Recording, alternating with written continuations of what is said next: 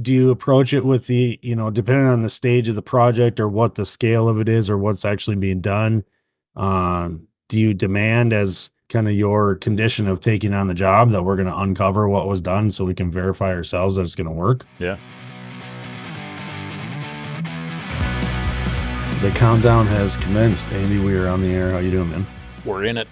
We're in it. Good. We're back in the studio. It's about time. It's been almost 1 month since we recorded. I know. But there's almost no hiccup in the delivery of episodes out there. You ran a rerun for us. Thank you. Appreciate that. Yep. No problem. I felt like the old Patrick episode was a good fitting episode. It was. Wasn't it cool to meet Patrick and Lucas in Australia? That was awesome. It was. It was a fun dinner. I don't think I stopped smiling for like 2 hours. Right. Smiling, laughing, trying to understand what the heck it was that came out of Patrick's mouth, like every 13th word. What? Yeah. There was a couple times where I had to take a like a hot, just a pause and be like, what did he just say? Well, if he's watching this or listening, and I hope he is, thank you to both Luke and Patrick in Adelaide, Australia, for going to dinner with us and having fun and listening to the podcast. If you thought that I was like a little out of it while we were talking, I mean, I was tired for sure, but most of all, I found myself in Australia like wondering what people were saying while they kept talking, and my brain couldn't keep up. Does that make sense? Yep. It feels like they talk fast enough, and there would be just certain little bits of their vernacular, let's call it. Yeah. That they would I would be like wondering what it was that they just said. Yeah. Like Dunny. Yeah. I knew that one, but there was something else Patrick was telling us about, and it was, he was saying something about putting something on your burger, like a beetroot. Yeah. Beetroot. Yeah, I don't know. But the whole time I'm going, what's he saying? So then he would lose me for a second, and I would just be like, huh? Yeah. I shouldn't admit that, but that's what I did. Anyway, It was a lot of fun. I had fun there, and that was cool. It'd only be embarrassing if you were the only one doing it. Yeah, I know I wasn't the only one. Luke's daughter was a riot. Oh, she was a hoot. His wife was super nice too, and of course Patrick's girlfriend. So everybody, welcome to the Make Trades Great Again podcast. Andy and I are talking about a recent trip we took to Australia. It was a lot of fun. Unofficial business, just for fun. Andy, I got a message over on Instagram. Thank you to Will Rutherford Construction. Follow him. He's a general contractor, remodeling contractor in Oakland, California. If you want to see him, nice guy. He's messaged the show before. We've talked to him. I looked at messages in the past. It was 2021, so it's been a little bit. Will, where you been, buddy? No, just kidding. I'm just going to read this message. We'll get right into it. You and I briefly talked about this, right? But I think it's interesting, and it's not something we really talk about, but it's related to plumbing and construction. So, how do you handle taking over another plumber's project? He writes in. He's saying that I'm a GC and had a new plumbing sub walk halfway through rough-ins because of manpower issues and left me in a pinch. And now I'm having trouble finding a plumber to take on the rest of the job. Have you ever taken over jobs from other plumbers, and have you walked from a job? Thanks. So he's going to hang up and listen. It's first time caller, long time listener. Andy, have you ever taken on a job that another plumbing company started? Yeah, definitely have done that. I wouldn't say, it's not certainly not something that I'm like, oh, hey, I'm going to go look for these kinds of jobs. No. It's not something that happens often, right? No, that's what I'm just trying to think of when the last one was. It's been years since I've done that. And I guess it's one of those things where you're kind of like, geez, I wish I knew what they did here, or, how did they do this? Because it might change, what's on the top out, if let's say the underground's done and you get there and there's just concrete and framed walls. Yeah. I've been there. Yeah. And I think that was the last one that I did. It was like, oh, look, there's all these 2-inch vents sticking out of the floor. Yeah. Or 2-inch pipes, maybe not vents. We 2-inch think they're pipes sticking out vents, of the floor. Or there is a vent and a drain next to each other. Yeah. Because there's like a bathroom on one side and a laundry on the other, and you're like, which one's the standpipe? Right. Probably won't matter, right? It'll probably work. Yeah. They all kind of go to the same spot eventually. Yeah. No, I've done the same thing. Exactly that, where you stand there and you're looking at just concrete and now walls on top of that concrete, and you go, I don't know. I mean, it's obvious what like a 3-inch pipe coming out of the floor is, right? Like that's a stack. And it'll probably make sense because of where it's at or something like that. But I think what you bring up right away is an answer to a question I was going to ask you. Yeah. Like, what goes through your head? What's the first thing you think about when presented the opportunity to do something like this? Like a general contractor comes to you, maybe you know this person, maybe you don't. That really doesn't matter, I guess, or maybe it does kind of matter. Maybe that is part of this whole equation too. If you stop and think about it, like, are you more likely to say yes or immediately say no, depending on who it is? But, like, what's the first thing you think of when somebody asks you this? And I think you already kind of answered it, but go answer that question if you want. Yeah. One of the big ones is, why did the first guy leave? Yeah, no, that's a great, thing to bring up. Honestly, that's a great point. I'm generally, just like we've talked in the past, I'm not looking for any kind of drama on the job site. I don't have time for it. No. I don't have the energy for it to be like, oh, hey, let's argue about this, or let's worry about where the paycheck's going to come from. Yeah. Or are other subs pissed off, or does this general contractor just not get along with people? Yeah. There's probably reasons why this happened. Yep. Will says in his message, it was because of manpower issues. We can only assume that maybe the plumber had too much going on, took on this job. It was bad timing. I can say that I have walked away from jobs that were where I was asked to maybe do proposals in December.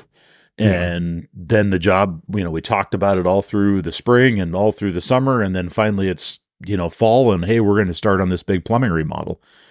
And I've been like, no, I mean, I can't take it on right now. Yeah.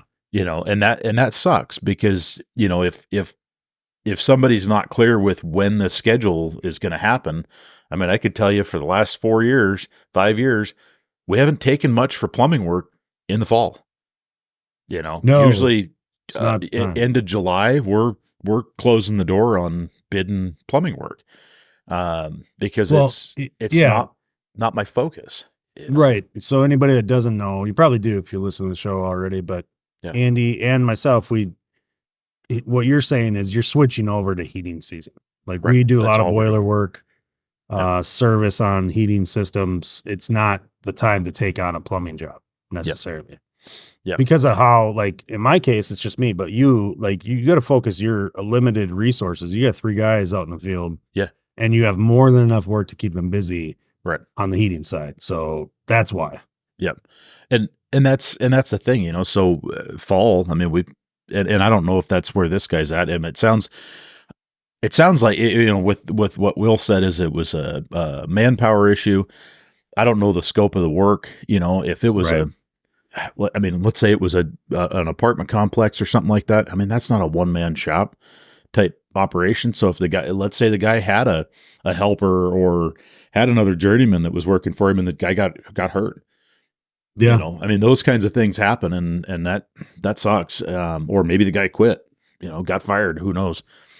Maybe the guy just wasn't prepared to do the job or qualified, or maybe he bid it wrong and then didn't know how to handle it and took off. Yep. There's a lot of reasons why people might leave. I can think of it, at least just hypothetically in my head.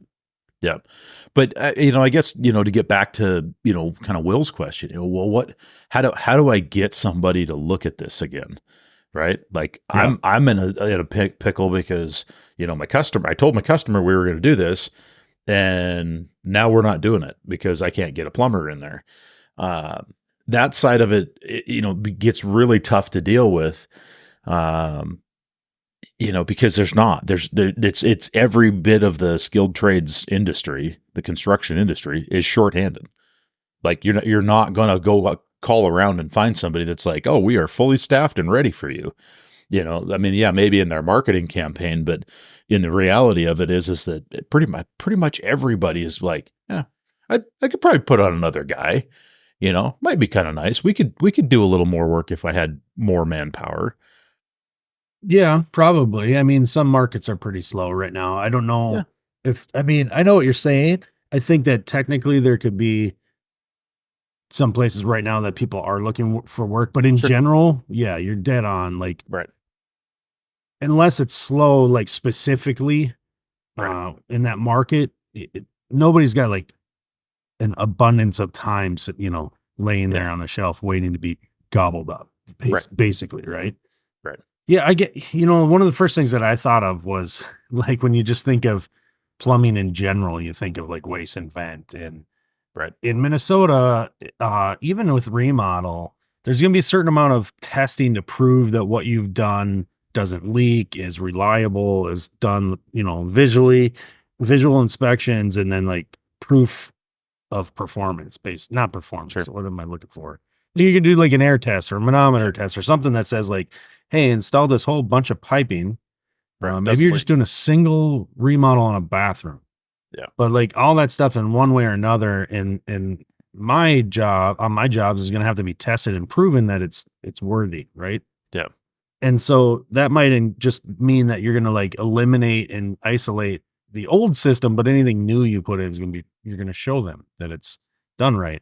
I'm Yeah. not talking about just like moving a lav arm a few feet or something like that, but like if Right. you're replumbing a bathroom here in Minnesota, and I imagine it's the same in Montana, you have to prove one way or another, satisfy the inspector that doesn't leak. So like Yeah. I bring all that up and I go over and like not into detail on it, but like that's the first thing I think of, other than like your point Right. is great. Like, why did this person leave? But then I think like just literally about the job. Yeah. Like, how am I going to like make that, how do I know that it doesn't leak or something, Yeah. Because if something is already hidden or it's buried and you can't get to it, like what a pain, right? Yeah. More to your point though, like the manpower thing and just having the ability to take on more work, or maybe somebody isn't sitting around and has that, has the availability. Like, what do you think about when it comes to other plumbers? Right. They're, maybe you don't think of it this way, but I mean, we kind of take on other plumbers' work on the service side all the time. But I guess we're Yeah. not having to like test and prove things are, that are 25 years old in this house Yeah. that we're there to fix are working. But and we come across a lot of things that are just wrong in the first place, right? Yeah. And are you fully correcting them? Like, aren't we kind of doing this a little bit every time we come into like some kind of uh major repair Yeah. or repiping or something like that?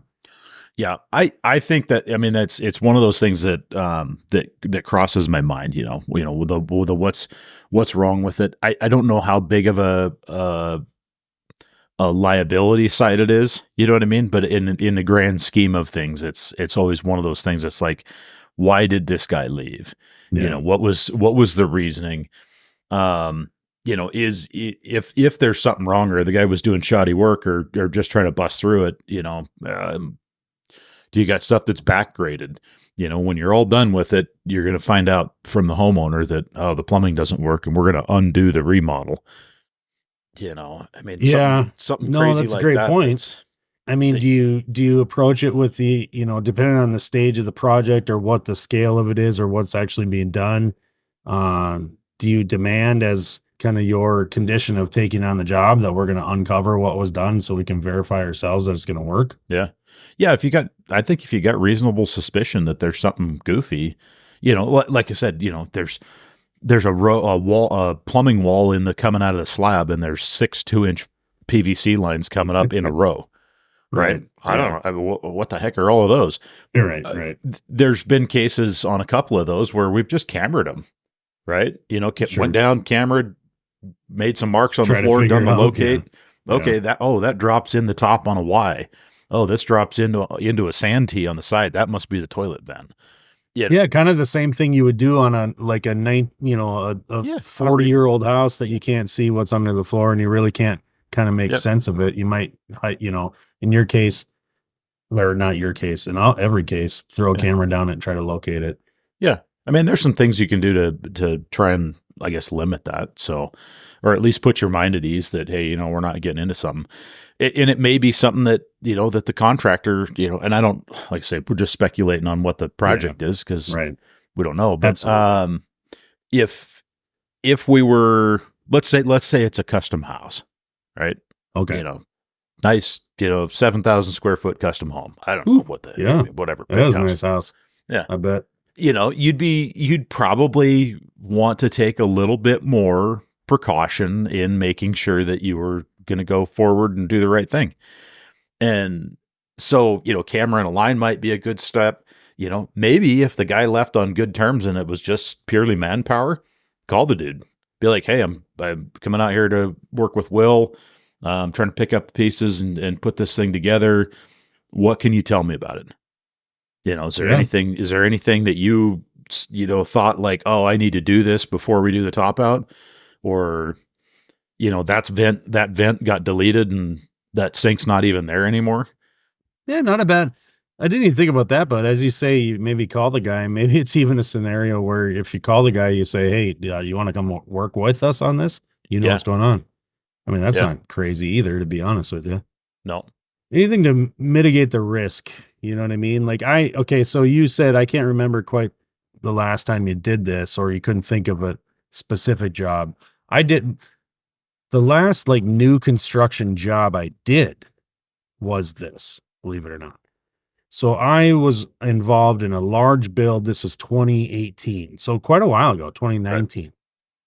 And large slab on grade home, modern construction, nice, really nice, in an area that I was very familiar with and had spent pretty much my whole apprenticeship and many years after working in. Yep.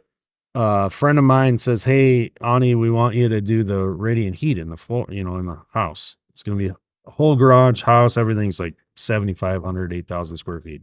Right. And I'm, what do you say? I'm your Huckleberry. That's what you say. Yeah. Since I've heard you say it. Yeah. I'm your Huckleberry. That's what I said. I'm sure that I didn't say I'm sure you did it just like that. You probably said blueberry though. I probably said blueberry. A little inside joke. So I took it on and I lay all the tubing, kind of short notice, to be honest with you. And initially the radiant system wasn't going to be the only heating system in this house. Right. Or the main heating system, I should say.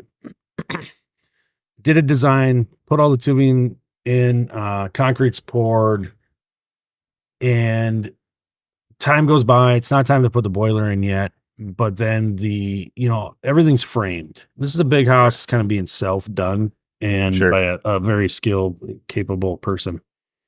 And then I get the call, can you take over? My plumber's not calling me back. This is early COVID. Yeah. And this plumber decided, it's funny because he was doing this on the side. It wasn't his business. Yeah. And this plumber who's been around, I kind of know the guy, been around a long time, perfectly capable of doing a job like this, decided that during COVID, when everything got crazy busy, that he was too busy to take on this big job that he had started, 6 months prior. I mean, it had been a while since he had been there. Right. And no reason though, because the guy you're working for pays really well, never really even bothered asking what it was going to cost. It was just going to cost what it cost, right? Right. Pays you right away, give him a bill, that kind of thing. He'll pay you that day. He asked if I'll do it, and I hemmed and hawed, and I told him the reasons why, because from that, the very first thing I was going to have to do was all the top out on this slab on grade house, tons of plumbing, tons of it. Yeah. Tons of gas, plumbing, dryer vents, bath fans, stuff like that. And, I gotta test all this and prove to the inspector that it's good. And there's a half a mile pipe under the floor. You know what I mean? And not only is there just pipe everywhere, now there's freaking water lines, and like that's the stuff that really gives you like you start to have like an aneurysm. Like, oh my God, look at all this PEX coming up in the plumbing walls, and like, what is it? Right? You know what I'm saying? Like, it's like I Oh don't yeah, even know I what's do. going on.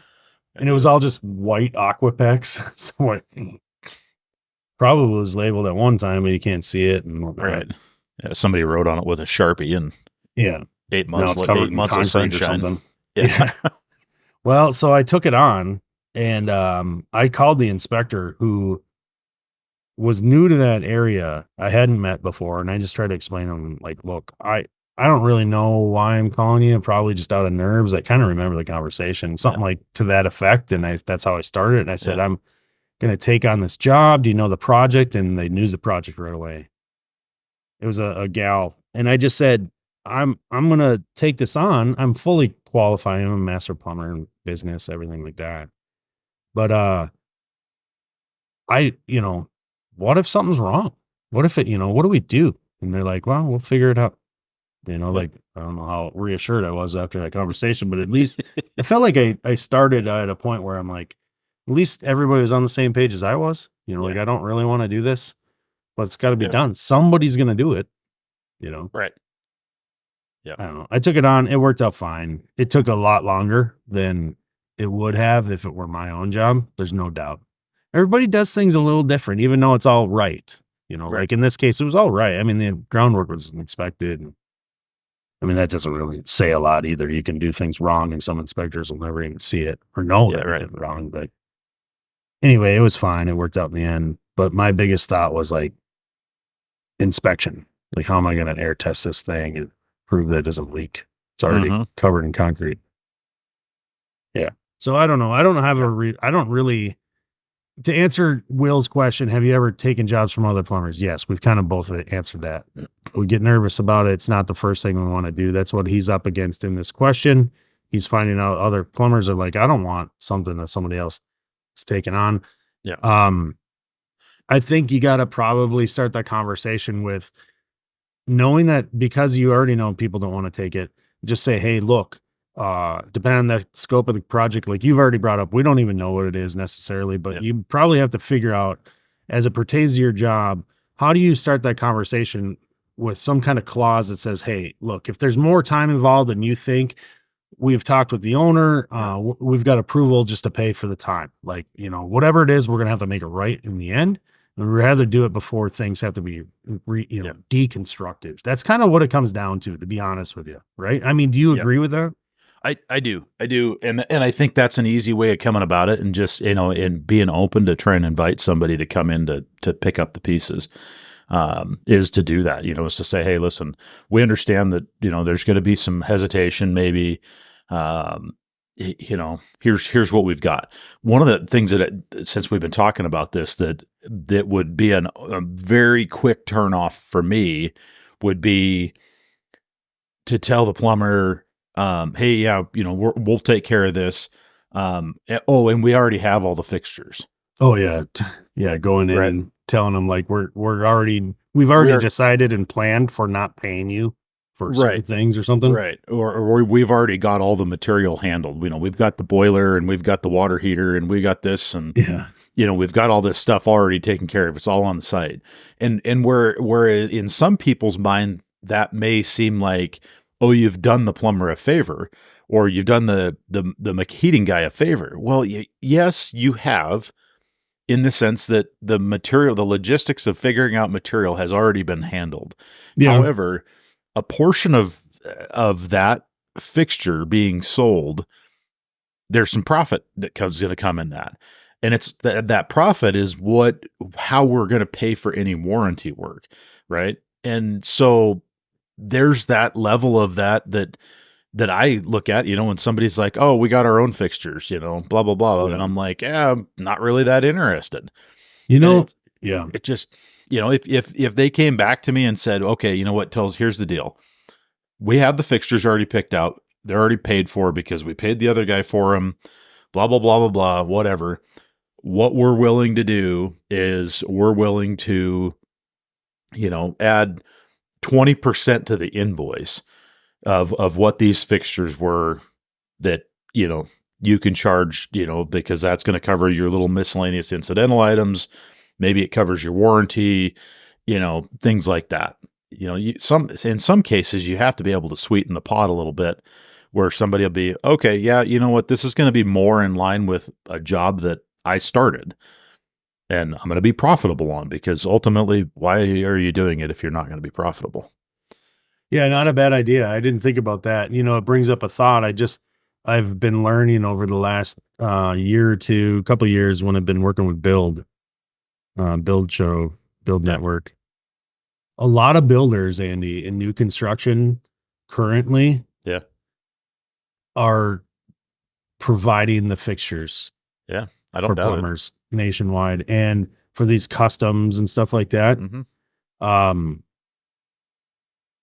I don't, yeah, that's a whole other subject. Yeah. Well, why wouldn't I could, I would have to think about that a little bit more, but you? Yeah. on how I really feel about it, but my knee jerk reactions, I don't like it. Yeah. Um, I wouldn't be interested. I think that that's way more common though than you I, think. And I I think in yeah. a community that's just going to be like, well, we'll just have somebody else do it. You know what I Yeah, mean? could be. I think it is something that we would have to like figure out, Yeah. but that's a different discussion. Yeah, I think yeah, you're right. I think it is a different discussion, but I think if you knew that going into the job, then you could account for it in a different fashion. And basically Great put a point. disclaimer that, hey, fixtures are yours. That's yours. Not Yeah. anyone. Yeah. We're just going to charge you more. Yeah.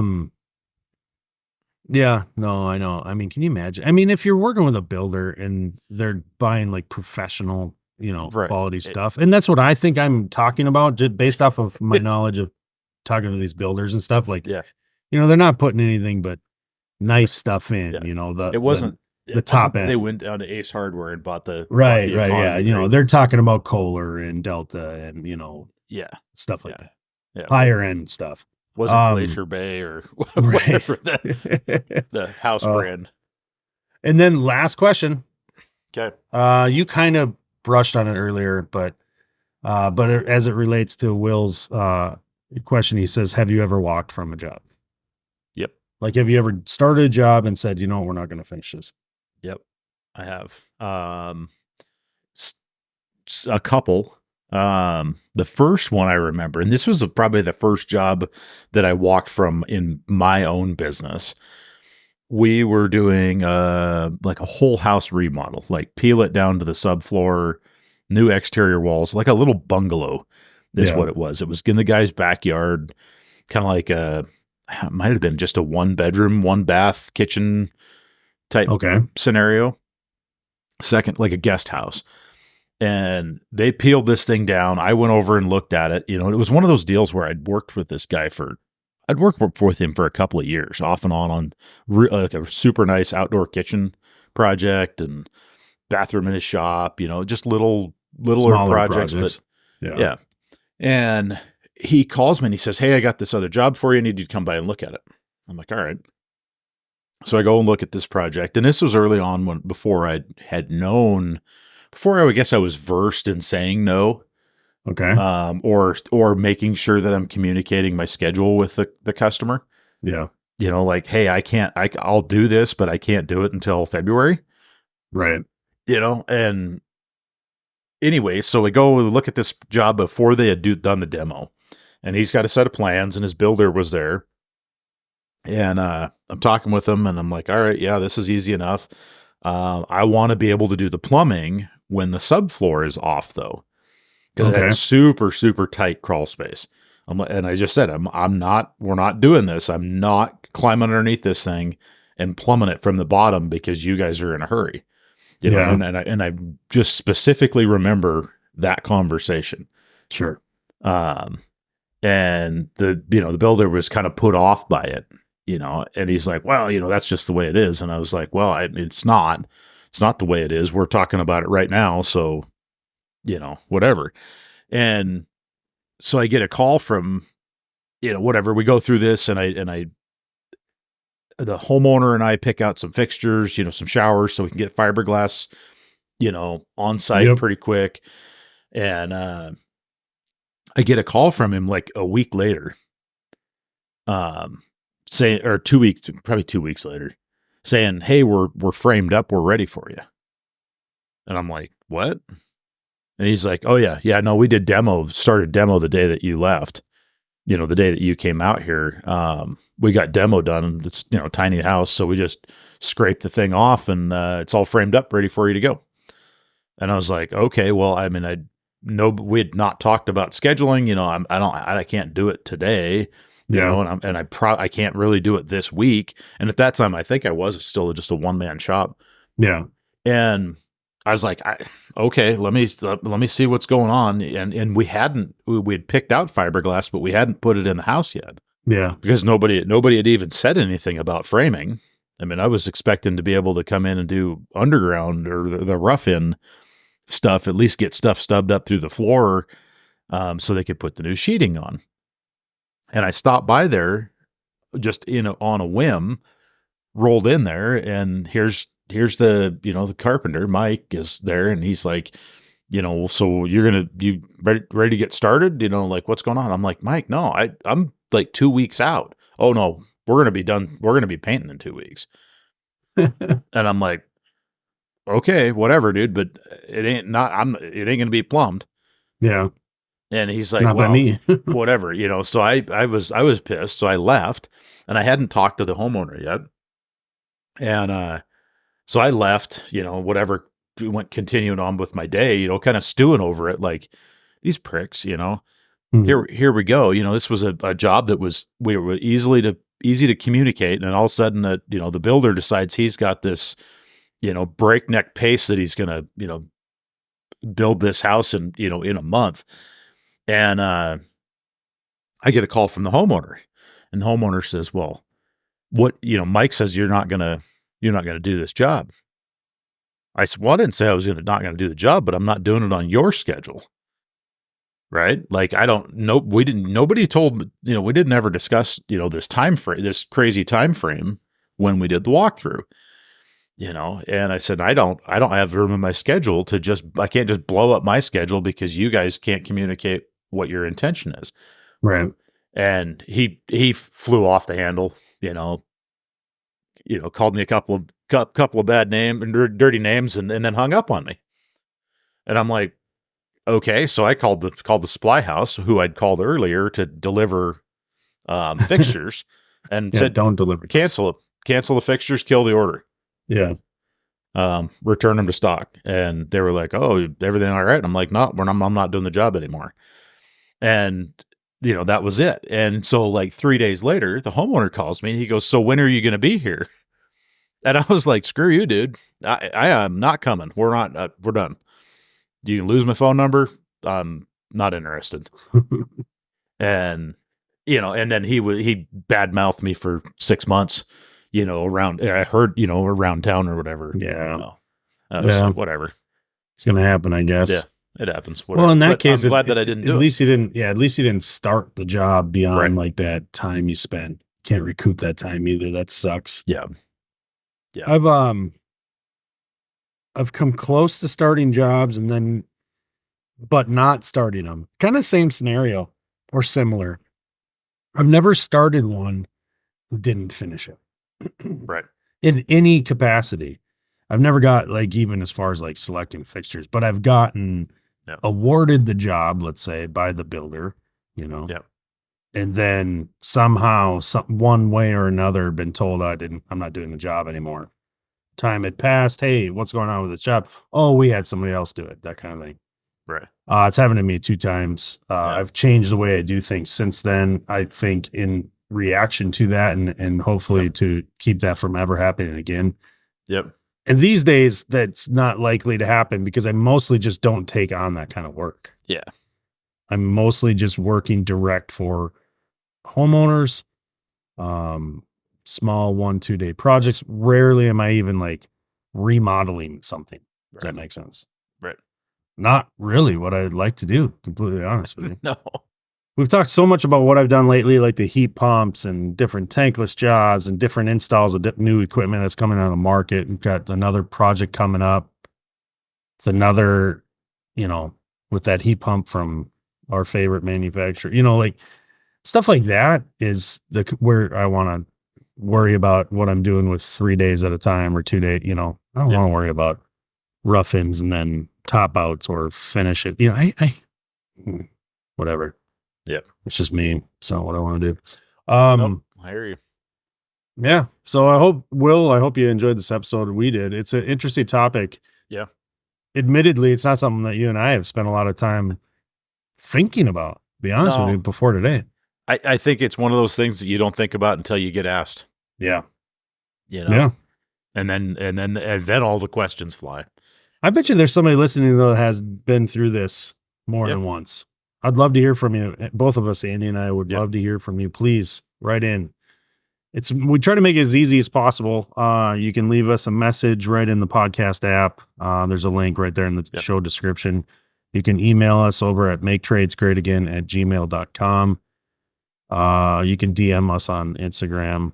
You probably know who that is, but Andy's at Mick_Plum, at Mick_Plum, and I'm at Mechanical Hub.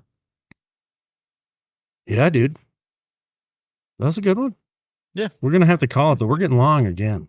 Oh, that's all right. It's all right. I say long. It's basically turned into our average, right? It's our average. We're right on cue. Right on par. All right, man. Have a good one. All right. You too.